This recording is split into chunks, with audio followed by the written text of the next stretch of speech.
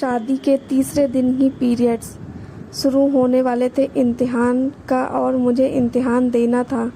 मुझे पूरी रात सो भी नहीं पाई थी। मन में एक ही बात घूम रही थी, परीक्षा कैसे दूंगी इतनी बड़ी जिम्मेदारी के बीच।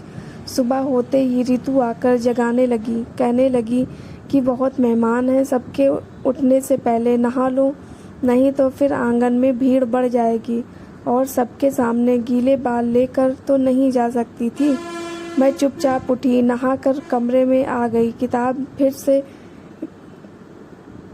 हाथ में ले ली। बीच बीच में 2-4 औरतें मुंह दिखाई के लिए आती रहीं, कुछ नोट और सिक्के देकर चली जाती, लेकिन मेरा मन किताब में ही अटका हुआ था। घड़ी देखी तो 8:30 बज चुके थे। 9 बजे निकलना था और अभी तक तैयार भी नहीं हुई थी। साड़ी लेकर आईने के सामने खड़ी हुई, लेकिन वो साड़ी बांधते बांधते मेरी जान निकल गई। कितनी ही बार कोशिश की पर साड़ी ठीक से नहीं बंधी।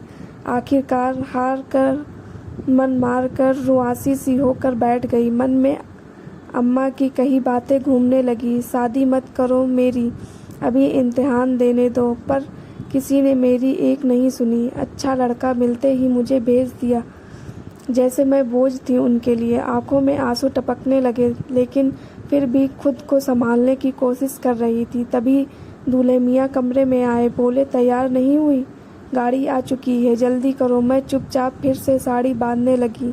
तभी सासू माँ आई।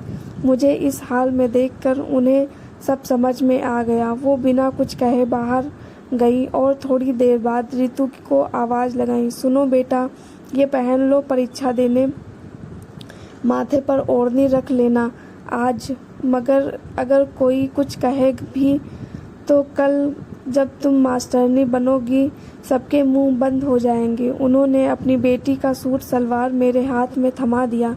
मेरी आंखों में आंसू थे, पर दिल में एक अजीब सी ताकत महसूस हुई। मैंने उनकी ओर देखा और उन्होंने मेरे सिर पर हाथ फेर कर मुझे आशीर्वाद दिया। वो कमरे से बाहर चली गई और पीछे से आईने में मैंने देखा, दूल्हे मियाँ मुस्कुराते हुए मुझे देख रहे थे।